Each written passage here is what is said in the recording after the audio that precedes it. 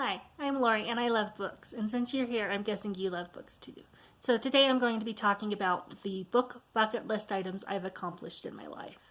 I was born with chronic heart failure, and I had my first open heart surgery at 4. So I always kind of felt like life was uncertain as to how long you would get. So in high school, I started a bucket list, and these are the book-related bucket list items I've done. So in high school, I read The Complete Sherlock Holmes. My favorite was The Hound of the Baskervilles, and then the Steady and Scarlet. I like the novel ones more than just the short stories, and I might reread Steady and Scarlet at some point. In junior college, I read The Complete Lewis Carrolls, and I've read that a couple times, and my favorite childhood books were Alice in Wonderland and Through the Looking Glass. And then in high school, I got a copy of Sylvie and Bruno and Sylvie and Bruno Completed. I'm going off of memory, so I might be wrong about that second book's name. But that became my young adult favorite book as when I was a young adult. I have notes down here, so that's why I keep looking. I had a children's Book of the Month Club membership about 20 years ago or so, and it was really nice because I was getting books that I wouldn't normally get, and I also didn't have a whole lot of bookstores by me, so it was really nice getting books to me. I don't usually read romance books, and I hadn't read a romance book. It was one genre I just had never tried, so I went to the used bookstore and I picked out the thinnest spine of a romance novel because I wasn't sure if I was going to like it, and it actually was a very sweet story about a recently retired football player trying to get back with his high school sweetheart. So it was actually pleasant, but I didn't feel like it's what I want to spend my time on. I'd rather read classics and the books I have for this channel.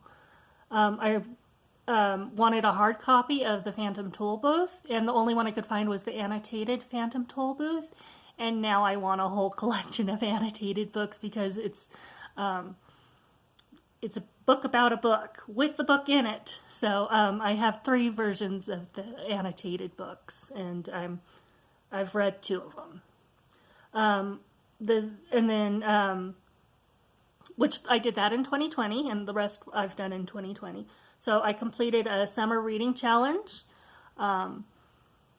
It wasn't just reading books, it was also doing things in nature, like taking Ansel Adams photographs.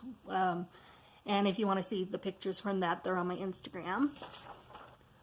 I listened to my first audiobook, which was the Sisters Grimm Book 2, The Unusual Suspects. But I know a lot of people listen to the audiobooks and they do while they're doing other things, whereas I just sat there listening to the audiobook. So I think I'll just, if I'm going to just sit there anyways, I might as well be reading as opposed to just listening.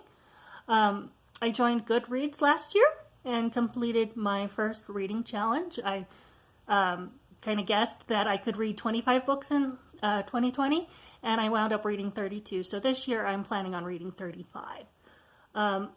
I bought my first book subscription box, which was the Grace and Delilah, the Delilah box, and I got that in November. I read my first graphic novel, which was an Alice in Wonderland graphic novel, and I have another graphic novel on my TBR for this month.